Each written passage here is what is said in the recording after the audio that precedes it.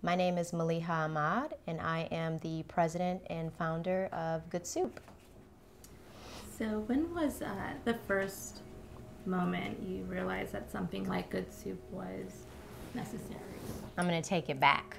So basically, 4 years ago, I dealt with severe anxiety, and I was like confused, ashamed, frightened, and just all around just overwhelmed by what was happening with my body.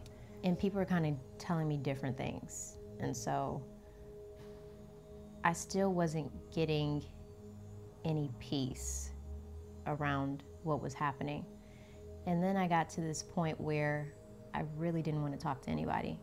And all I wanted to do was run into a shell and hide. And I wanted to deal with it by myself. I didn't want anybody to know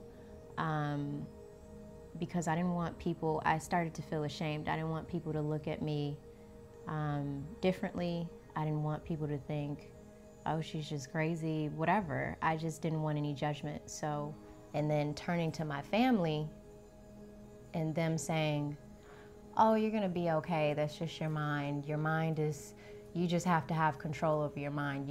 You'll be okay. Yeah, I definitely did not feel safe. But my mother was very supportive, and she was like, you're dealing with anxiety, so let's, find a way. You have to find a way to work with it. We would listen to meditative things at night, watch TV all night, and she was there to comfort me. I was really scared because I didn't understand what was going on with me. Why am I not able to control it or suppress it in some way? Like, I felt like I was in a space where I couldn't control anything, and essentially what I was going through was panic attacks, but this was happening so frequently that I thought something was truly wrong with me. I thought I was going crazy.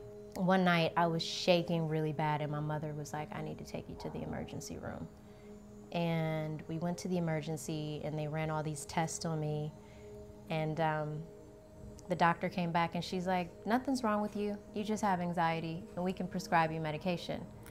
And I was like, no, I don't want medication. I decided that I was going to start doing yoga more frequently, start meditating. I went and got acupuncture. I would get Reiki. I was working with my crystals. I was doing breathing work. I was running by the beach. I was doing affirmations. I was journaling. I was doing everything that I possibly could. I was shifting my diet. And through all of those things, I've gotten to where I am now. And one of the biggest things that I would do consistently is research, because I wanted to find answers. I wanted to know if there were other people out there that was dealing with what I was going through.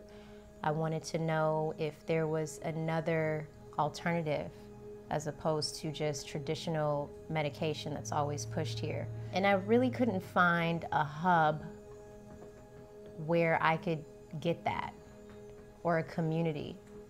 And so that's why I started Guudsoup. I wanted to create it so that people can have it as a source of education as well as inspiration to find different ways to cope, heal, and to find strength in vulnerability and knowing that there's power in vulnerability and opening up about that.